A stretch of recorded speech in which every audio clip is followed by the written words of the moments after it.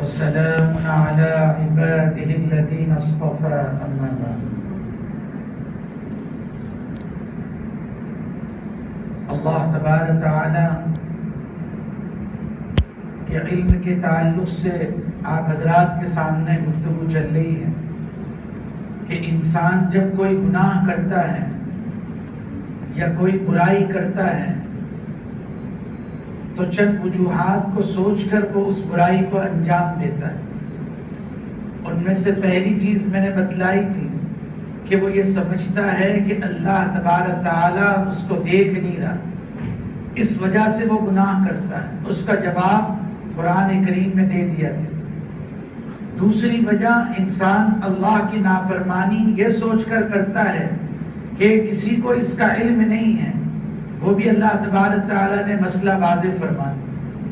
اب تیسرے گناہ کرنے کی وجہ یہ ہے کہ جب کوئی گناہ کرتا ہے تو وہ یہ سوچتا ہے کہ میرے ساتھ میں کوئی نہیں. اگر یہ تصور ہو جائے کہ اللہ کی ذات ہے تو وہ گناہ نہیں کرے. اس کی بھی دلیل قرآن کریم کے اندر موجود ہے.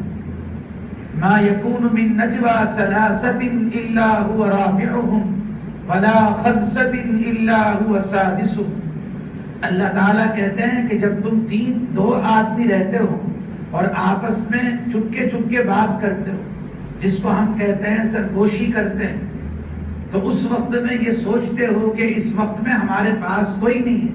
لیکن اللہ تعالیٰ کہتے ہیں کہ اگر 3 ہو تو چوتھا اللہ ہے، اور اگر تم 4 ہو تو 5واں اللہ کی ذات، اور اگر تم 5 ہو تو 6 اللہ کی ذات. ابھی مثال دے دی اللہ تعالیٰ نے. اب 1000 بھی ہو تو اللہ کی ذات ہے، لاکھ بھی ہو تو اللہ کی ذات ہے، کروڑ بھی ہو تو اللہ کی ذات. تو ایک معمولی سا چھوٹا بچہ اگر کسی کے پاس رہتا ہے تو اسے شرم آتی ہے، اور جب تک بچہ رہتا ہے تو وہ بدکاری نہیں کرتا. اتنا تو وہ بچے کا خیال کرتا ہے. جب بچے کو اپنے روم سے دوسرے روم میں کر دیتا ہے تب جا کر وہ برائی کرتا ہے. بچے کی وجہ سے اس کو شرم آتی ہے، اور اللہ سے اس کو کوئی شرم اور حیا نہیں آتی. تو اللہ تبارک تعالیٰ نے فرمایا کہ جب یہ گناہ سوچ کر کرتے ہو کہ میرے پاس کوئی نہیں ہے، تو اللہ تبارک تعالیٰ نے فرمایا وَهُوَ مَعَكُمْ أَيْنَمَا كُنْتُمْ وَاللَّهُ بِمَا تَعْمَلُونَ بَصِيرٌ. سورہ حدید میں کہ ہر وقت تمہارے ساتھ، جہاں کہیں پر بھی تم رہو، دنیا کے کسی بھی کونے میں رہو یا کسی بھی چپے پہ رہو، وہاں پر اللہ کی ذات تمہارے ساتھ میں ہے. اور اللہ تعالیٰ تم کو جان بھی رہے ہیں اور اللہ تعالیٰ تم کو دیکھ بھی رہے ہیں.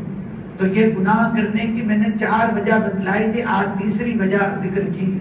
تو پہلی وجہ کہ اللہ تبارک تعالیٰ ہمیں دیکھتے نہیں ہیں. اللہ تعالیٰ نے کہا ہم آپ کو دیکھتے ہیں اور ہر وقت تمہارا رب گھات میں ہے. دوسرے انسان سوچتا ہے کہ اللہ کو اس کا علم نہیں ہے، تو اللہ نے فرمایا آنکھوں کی خیانت کا بھی علم ہے، اور دل میں جو چھپے ہوئے راز ہیں اس کا بھی علم ہے. اور تیسری چیز جس کو سوچ کر تم گناہ کرتے ہو کہ آس پاس میں کوئی بھی نہیں ہے، اس لیے چلو گناہ کر لیں. اللہ تبارک تعالیٰ نے فرمایا کہ جہاں جہاں پر بھی کوئی رہتا ہے، تو جیسے ایک مرد ہے ایک عورت، اب یہ دونوں منہ کالا کرنے جا رہے ہیں اور یہ سوچتے ہیں کہ ہم یہ زنا کریں گے تو کسی کو کیا پتا چلے گا. اللہ نے فرمایا کہ فوراً سوچو تیسرا میں وہاں پر موجود، تیسرا میری ذات وہاں پر ہے. اگر تمہیں میرا کچھ خیال ہے تو تم کبھی بھی یہ کام نہیں کرو.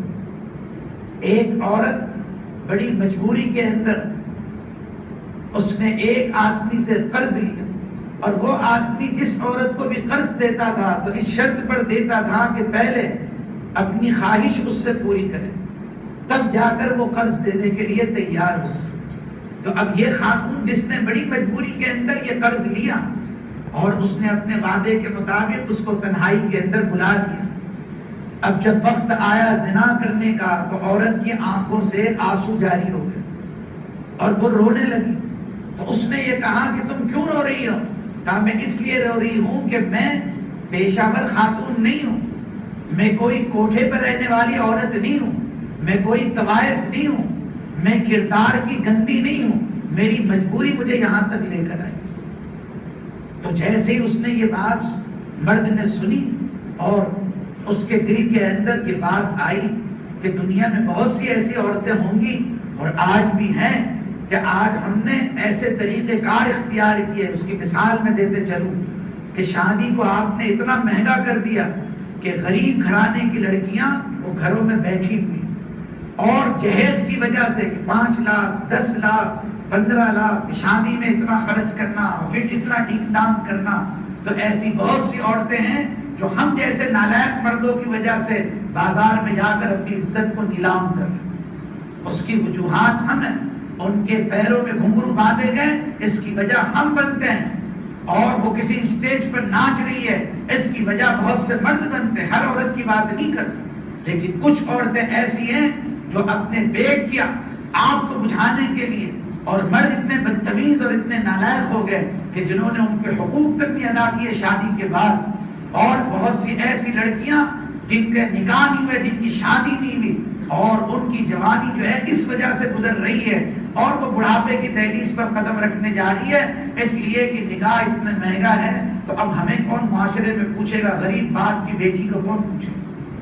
تو اس لیے کتنی عورتیں مجبوری میں یہ کام کرنے چلی جاتی اور ان کو یہ چیز اس طرف مجبور کر دیتی ہے. اللہ تعالیٰ کے یہاں اس کا بھی مجھے اور آپ کو جواب دینا پڑے گا کہ تم نے اپنی سوسائٹی اور ماحول کو ایسا بنا دیا تھا کہ اس کی وجہ سے کتنی جوان بیٹیوں کی عزت بازاروں میں حوث رکھنے والے مردوں نے جو ہے وہ بیچ دی اور اس کو خرید لیا اور اس کی پاک دامنی کو داغدار کر دیا. تو اس عورت کی بھی آنکھ سے آنسو آنا شروع ہو گئے. تو اس نے فوراً کے بات کہی اس مرد سے کہ میں اس طرح کی عورت نہیں ہوں, میں بہت پاک دامن عورت, آج تک مجھے کسی مرد نے چھوا نہیں, ہاتھ نہیں لگایا. پھر دوسرا جملہ اس خاتون نے کہا اتق اللہ, اللہ سے ڈرو, ہم دو کے بیچ میں کوئی تو نہیں دکھ رہا ہے لیکن اللہ تبارک تعالیٰ ہے. یہ آج کے ہر نوجوان کو سوچنا چاہیے جب وہ کسی لڑکے سے فیل کرتا ہے, جب وہ کسی لڑکے کو میسج دیتا ہے, جب کسی لڑکی سے موبائل پر بات کرتا ہے, جب کسی کالج کی لڑکی کے چکر میں پڑ جاتا ہے تو وہ ہمارے نوجوان بھول جاتے ہیں, ہماری خواتین بھول جاتی ہیں, ہماری بیٹیاں بھول جاتی ہیں کہ جب ہم دونوں پھریں گے, گھومیں گے, ایک دوسرے سے بے تکلف ہوں گے اور موبائل پر ایک دوسرے سے بات چیت کریں گے, نیٹ پر ایک دوسرے سے گفتگو کریں گے, ایک دوسرے کی تصویر ایک دوسرے کو بھیجیں گے, اس کو ڈاؤن لوڈ کریں گے اور راتوں کو اس کی تصویر دیکھ کر مزہ لیں. آج نوجوان کو راتوں کو نیند نہیں آتی ہے. زنا میں اللہ نے سکون کو ختم کر دیا. جتنا زنا ہوگا اتنی یہ نسلیں جو ہے وہ برباد ہوں گی اور ان کو رات میں بھی نیند نہیں آئے گی اور ان کو دن میں بھی چین نہیں آئے گا. نکاح کے اندر سکون ہے, اس کے اندر اللہ نے عافیت رکھی ہوئی اور جتنی ایسی زندگیاں ہیں ان کے اندر بہت ہی زیادہ نقصان اور خسارہ ہے. تو جیسے ہی اس عورت کی زبان سے یہ بات نکلی اتق اللہ, اللہ سے ڈر, وہ مرد جو ہے فوراً الگ ہو گیا اور اس نے اس عورت سے کہا کہ لو اتنا پیسہ تمہیں ہم دیتے ہیں اور اس کے بدلے میں تم سے کوئی موازنہ نہیں لیں گے اور تم اپنی ضرورت پوری کرو. اور اس نوجوان نے اس رات کے اندر اللہ سے سچی توبہ کر لی کہ یا اللہ کتنی عورت اپنی مجبوری کی وجہ سے اس نے میرے سامنے اپنی عزت کو نیلام کیا ہوا ہے, میں تیرا بہت گنہگار بنتا. تو میرے عزیز نوجوانوں, اگر ہم سے ایسی غلطی ہوئی ہے تو اس مبارک مہینے کے اندر ہم سب توبہ کر لیں اور کبھی بھی یہ سوچ کر نہیں کہ بات کرنے میں کیا حرج ہے, ایک دوسرے سے گفتگو کرنے میں کیا حرج ہے. حرج ہی نہیں, حرج نہیں ہے, حرج نہیں, یہی کرتے کرتے تو زنا تک لوگ پہنچ رہے ہیں. پہلے گفتگو, پھر اشارہ, پھر ایک دوسرے کو فوٹو بھیجنا. آج ہمارے نوجوان کے موبائل میں دیکھو, آپ سب سے پہلے موبائل کی اسکرین پہ دیکھو گے کوئی نہ کوئی عورت کی فوٹو اس کے موبائل کے اندر رہتی ہے. لیکن ہم سب ان کو خود دیکھ رہے ہیں, تباہی کی طرف جا رہے ہیں, ہمارے اندر روکنے کی ان کی طاقت نہیں رہتی اور ہم ان کو صحیح راستہ دکھانے کے لیے تیار.